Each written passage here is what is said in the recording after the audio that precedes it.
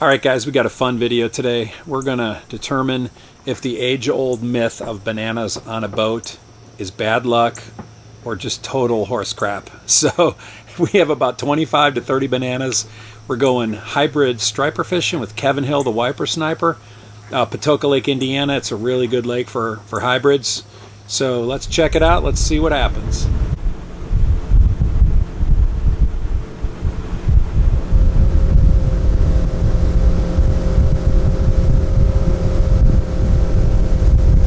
Downriggers, man, and got our umbrella rods rolling. We're rolling 4 downriggers, 2 umbrella rods. We're getting ready to go through the McDonald's drive-thru, smoking some wipers.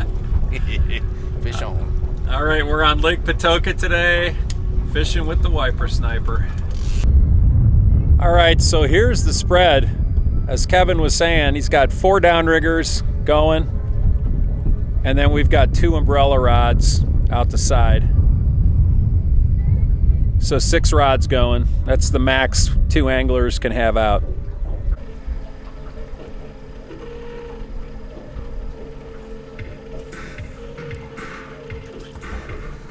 We're here on the wiper sniper, getting ready to smoke some fish.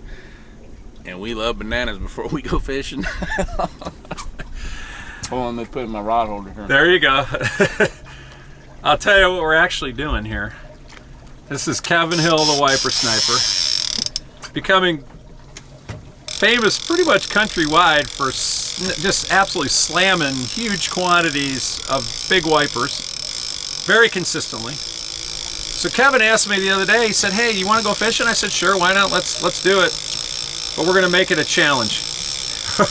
We're bringing the bananas on the boat. Yep. A little rain. Yeah, we got everything working against us right now. It's kind of funny because, you know, I looked this up the other day. It's been like for 500-600 years, this whole banana thing's been a huge bad luck, a huge negative omen for fishermen of all sorts. And I looked it up to try to figure out, like, why is this? There's a whole bunch of reasons. Some of it has to do with in the old days when explorers went on long trips, they had to bring food with them, and bananas spoil real quick and they give off ethylene gas, which causes all the other food to spoil. So that was one of the reasons. More recently, the whole banana thing has been that these giant banana spiders sometimes get transported with the bananas, freaking all people out. There's a whole bunch of reasons. So we're going to really see how good Kevin is. Big as a trash can lid. Big old thing. Oh yeah, those big banana spiders? Yeah, those things. Guam when I was there, dude, and they would be hanging in the middle of the trails, and you come walking up, you wouldn't even know they're there, and they're like this big, like, oh shit. Yeah, that's crazy, man. I've never actually seen one in person, but I've scare the crap out of you. Yeah, like the size of a giant crab. Mm-hmm. So anyway, we're gonna see just how good Kevin is. Can he overcome this banana curse? And we don't just have like 2 bananas on the boat. We've got like 25 bananas on the boat. So we shall see. Wait, I'll make sure I get a bite. Get this going good here. So Kevin, real quick too, on a more serious note, tell us real quick, you just set up that side over there. What do we have going on here? Got an umbrella rig, probably about 14 feet down. 2 downriggers, 13 on this one, 15 down on that one. Running these little bucktails we make. Yep. And then we'll do this side of the boat. We already got the umbrella rod out on this side. And we will, later on, we're going to show you, this is not, you know, when I first started trolling with Kevin and other people, I just assumed, oh yeah, you put out the spread and then you just start driving around covering ground. That is not what he does. That's what a lot of people do, and sure, you'll catch a fish here, a fish there, but we're going to show you exactly how Kevin does this. It's a lot more scientific than that. Okay, so this is a Humminbird Solix, 15-inch. This is the lake we're driving on. This is the map right here. Okay, we're in 51 feet of water right here, going over a creek channel. So I got my settings. The red is 17 feet or less. That's the shallow water setting. Green goes out to about 25 feet. And then blue is the deepest. So we're going to hang around a lot today in the green and the edge of the green and the blue right in there. That's about where the fish are at. So then, you know, then up here is all your, you know, your information. Time, how fast we're going, temperature. This is sonar right below the boat. This is all fish. They're not our fish though. They're other fish. They're suspended bass and crappie. This is my downrigger ball running right here. That's probably a crappie stack right there. So here that's right below the boat. This right here is 150 feet. 150 feet on the right, 150 feet out on the left.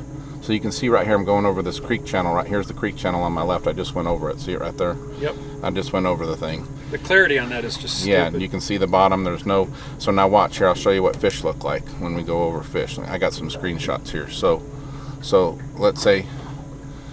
So they're right under the boat. See the fish? They're right under the boat. Now watch this. Oops. Go back here. Here's some under the boat, but here's some on side scan. See how they look on side scan? And this is the shadow from the fish, from the transducer shooting. Transducer shooting from right to left right here. And it's catching these fish, which look like stripers. See, they look like flakes of rice. Yep. They're not dots.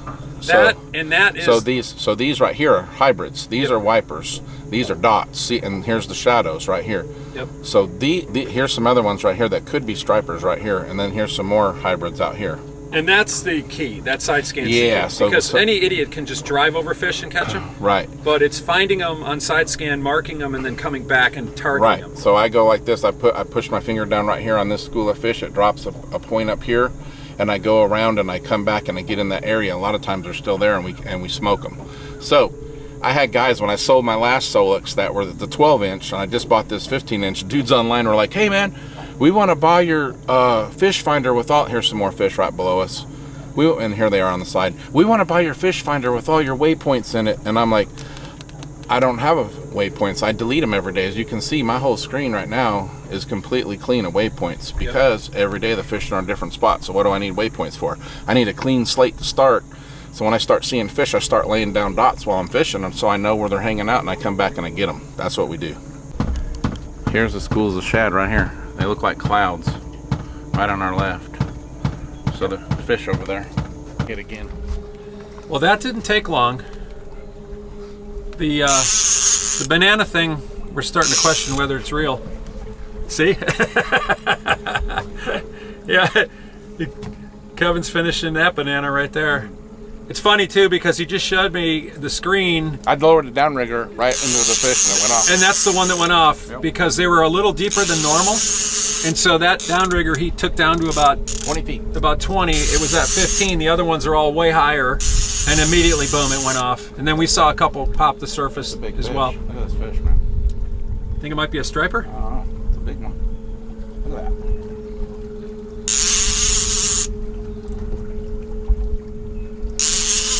Very cool. Circle back around. Put the rest of them down a little bit because the rest of them got ignored. It's funny. You would think that as long as you're over the top of the fish, no big deal. But over the years, he's figured out that if you're not within a foot or two of them, oftentimes they won't come up and eat it. So Kevin's reeled in about 1,000 of these things, and he just said it's a big fish. It's probably a good one.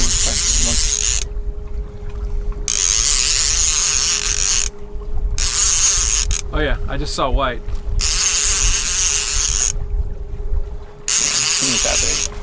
That's a good fish though. Decent. Let's see what we got here. Oh, that's a good fish, dude. You know, I mean, most places, that's a monster. This lake that we're fishing is a lake in Indiana called Patoka Lake. And boy, these fish run big here. And there's also stripers in here. That one's definitely a hybrid. So, let's see what we got here, man. Hold him up for the camera. Hold on. Let me back up a little bit.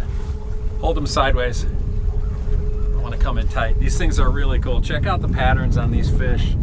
It's really freaking bad to the bone. Sometimes they glow blue. All right, man, nice fish. Well, that was really cool because Kevin just marked 3 pods of fish, and we just circled around and went through the first pod, nothing happened, went through the second pod, and this rod just went off. So hard to tell on these umbrella rigs how big the fish is. He's under, 100%.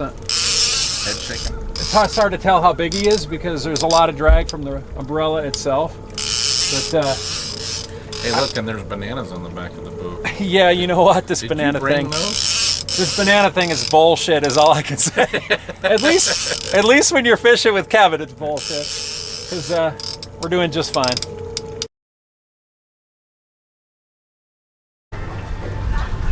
All right, Kevin, talk to me. What do you think about this banana hoax crap?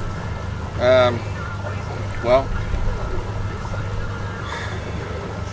sad to say that the banana thing might be a thing. We got 2 really nice hybrids today. We had a third hit a teaser, the teaser on the umbrella, but not get stuck. But for most people, that'd be like, oh man, what a great day. You know, this banana thing's a crock of crap. But Kevin normally... compared to what I normally do, this has been a shitty day. But there's a banana front out to the west of us. Exactly. There's a front of weather, and those fronts shut fish off. We kind of put every possible negative thing in our place here to make this not work, but still managed 2 fish. You know, most people would be pretty happy with 2 7-pound class hybrids. So we're gonna wrap it up, and that it is what it is. We got a couple nice fish. At least the best thing is We did. you guys get to see, you know, the whole process here. He's just not driving around the lake. He's driving to places he thinks is going to be good, and then he's constantly paying attention to the side scan and then marking the pods on the side scan and driving over the top. And that's how we got the 2 fish that we did get. So Yep. all right, hope you enjoyed the video. Later. We'll see you next time. Take care.